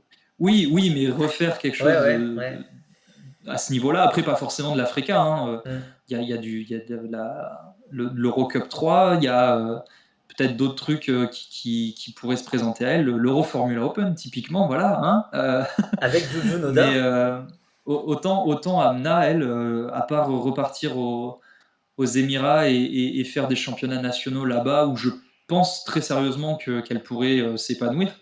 Je vois pas où elle pourrait Ouais. beaucoup enfin évoluer ailleurs en fait, là où d'autres comme Edgar Bustamante sont suffisamment jeunes pour avoir au moins la naïveté de dire allez on fait encore une deuxième, peut-être troisième saison dans des championnats un peu plus bas dans la pyramide monoplace avant de bifurquer ailleurs Hmm. et Mais genre, de voir ce qu'on peut faire ailleurs. Edgar et Bustamante, bon, alors, on est qu'au premier week-end, mais genre, qu'est-ce qu'elle ferait si par exemple la saison continue comme ça et elle continue de se battre bah, pour les podiums, pour voilà, top 5, etc. Qu'est-ce qu'on fait après? Est-ce qu'elles repartent jouer le titre en F1 Academy? Genre, quel intérêt vraiment? Est-ce qu'elles partent dans un autre championnat de F4? Enfin, c'est. En fait, la F1 Academy, ça part d'une très bonne intention, mais il y a un manque de visibilité vraiment sur les débouchés qu'il y a après. Et ça a été fait pour des pilotes qui ont assez peu de budget globalement. Mhm. euh, et on ne sait pas vers où ça mène, puisque ça peut pas mener vers la Formule 3 FIA directement comme ils l'ont présenté dans des sublimes infographies totalement débiles. Euh, c'est quand même la grande inconnue, quoi. Après, là, les questions se posent parce que justement, c'est la première saison, parce qu'il y a un mélange de pilotes qui rentrent dans le projet, d'autres pilotes qui n'ont rien à faire ici, et on se pose ces questions-là. Et comme je disais début de live, si le projet reste tel quel, dans 5-10 ans, je pense que ça se sera intégré dans un fonctionnement de F4 classique, Mm. où il y aura la moitié du plateau qui sait pertinemment qu'ils n'auront rien à faire ici et qui feront rien de plus en F4 parce que elles n'ont pas le niveau tout simplement ou pas les budgets et où l'autre moitié pourra aller taper en Freca, en Eurocup 3, en GT, ou je ne sais quoi d'autre pour continuer leur carrière de pilote. Mais c'est vrai que là, cette année, je pense la deuxième et peut-être troisième saison, peut-être même quatrième, où je l'expliquais dans le papier que j'ai écrit sur Rupteur, où je pense que ça va être des générations un peu sacrifiées, parce que pas énormément de débouchés, et puis le championnat étant pas encore impliqué, enfin intégré dans le fonctionnement monoplace, etc., il est très décrié, et je pense que autant la gagnante aura un peu de visibilité de ah ouais, c'est elle qui a gagné là. Autant celles qui performent pas vont en prendre plein la gueule parce que putain, le niveau il était nul et en plus tu gagnes pas dans un Ouais. championnat où le niveau est nul. Oh là là. Oh. Mais c'est aussi Donc, pour ça que que j'aime pas voir des pilotes comme Marta Garcia, comme Abby Pooling, prendre la place de jeunes pilotes qui mériteraient d'être dans un championnat de F4, quoi. Parce que là, une, une ancienne pilote sera championne à la fin de l'année, selon toute vraisemblance, et prendra ce bonus de visibilité, de reconnaissance. Et voilà, quoi, c'est un peu dommage pour les jeunes pilotes. Donc voilà, Ouais, on après, verra ce que ça donne. je pense en tout cas, au moins pour Pouling Garcia, et peut-être. Ouais, je regarde, ouais, non, peut-être que Pouling Garcia, peut-être Émilie Deus, mais c'est pas au même niveau. Mais je pense, elle, en tout cas, c'est une question de. On était en W Series, ça s'est fini un peu d'un coup comme ça, on ne sait Mm. pas ce qui se passe, il nous faut quelque chose. Et la F1 Academy était peut-être la solution de facilité aussi, l'un dans l'autre. Ouais. Il y a aussi pour les pilotes un côté justement commercial et marketing dans l'approche d'un programme et sûrement que pour elle, le projet F1 Academy rentrait plus dans ce côté-là marketing que sportif. Hein. Mm. Enfin, Non, mais c'est vrai que pour bah, après, Pouling et Garcia en tout cas. les premiers résultats vraiment de la F1 Academy, on les verra que dans quelques années. Et d'ici là, faudra s'accrocher. Et enfin, en tout cas, financièrement, j'ai envie de dire, parce que les W Series, on se disait, ah oui, ça peut être bien, pourquoi pas le principe et tout.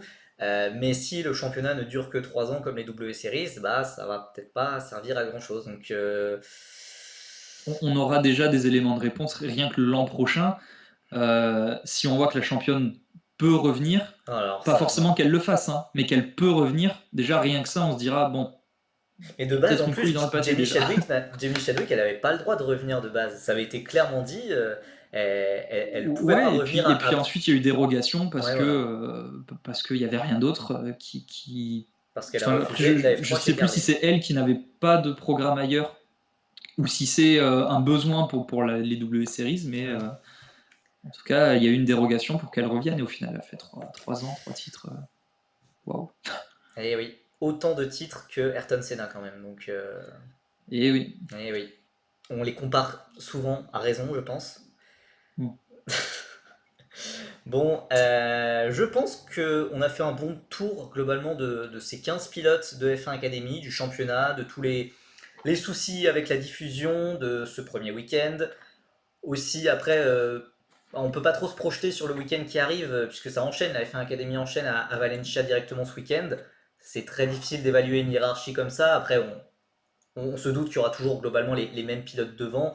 Je crois pas qu'il y a pas eu d'essai à Valencia, je crois que c'était sur un autre circuit. Ouais, Donc c'était oui, voilà, Barcelone et Paul Barcelone, le Ricard. Castellet et un jour là en Autriche Oui, avant le week-end. oui. Un jour qui, a priori, tout le monde n'était pas au courant qu'il y avait ce jour d'essai, mais bon, c'était assez compliqué. Bon, plus qu'à débriefer la F2 maintenant. Alors, j'avoue que j'ai peut-être pas la force de partir sur un débrief de F2. J'ai fait deux, trois tweets pour débriefer la F2. C'est bien assez, mais je pense qu'il est l'heure d'aller manger, en tout cas pour moi.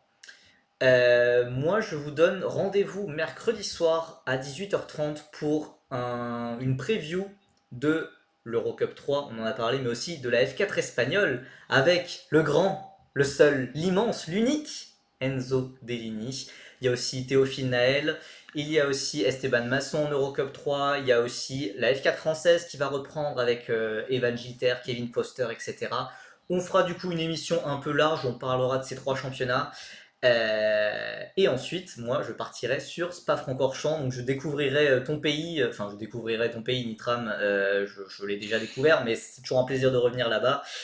Tim, le mot de la fin pour toi. Euh, Merci. voilà. Non, le mot de la fin, c'est là, la quinzaine de personnes qui est dans le chat. La diffusion, ne tapez pas sur la F1 Academy parce qu'il y a de très grandes chances qu'il ne soit qu'il soit passif en fait dans ce qui se passe. Donc voilà, moi le premier j'ai tapé dessus et plus je creuse, plus je me rends compte que finalement c'est peut-être pas tout de leur faute. Et ne tapez pas trop non plus sur le championnat, pas cette année en tout cas. Attendez au moins l'an prochain qu'il y ait des meilleures raisons parce que c'est un projet de long terme, donc il faut laisser le temps que ça s'installe. J'y pensais plus tôt là, la FFSA F4 que Percy et moi on encense sans cesse pour son niveau et même pour le concept même du championnat. Il y a quelques années, c'était pas ça du tout. Donc voilà, il faut laisser le temps aux choses. Peut-être que la F1 Academy sera une daube absolue, hein, on ne sait pas. Mais voilà, laisser le temps aux choses et on verra. Et si de toute façon il faut taper dessus et qu'il y a du venin à cracher, on aura bien tout le temps et tous les arguments nécessaires pour le faire correctement. Vu que tu t'es passionné pour l'Euro Formula et pour les W Series, j'avoue que je suis pas très optimiste concernant l'avenir de la F1 Academy, mais Bon, jamais je sais 203 pas, mais quoi. je me dis peut-être que la troisième sera la bonne. Après, on dit jamais 203 Jamais aussi. 203 Donc, quoi. bon. Bon, sur cette note d'espoir, je vous dis à bientôt, à mercredi soir et sûrement avant sur Twitter. Et d'ici là, bah, je vous dis à plus. Salut! Ciao.